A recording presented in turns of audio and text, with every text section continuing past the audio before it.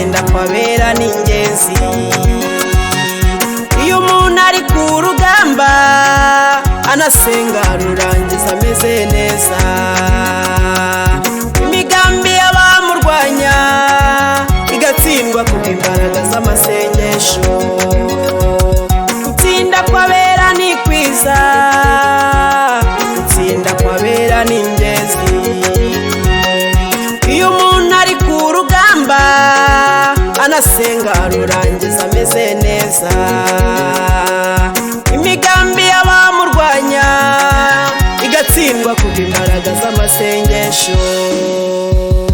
Nimusenge tuzatabarwa.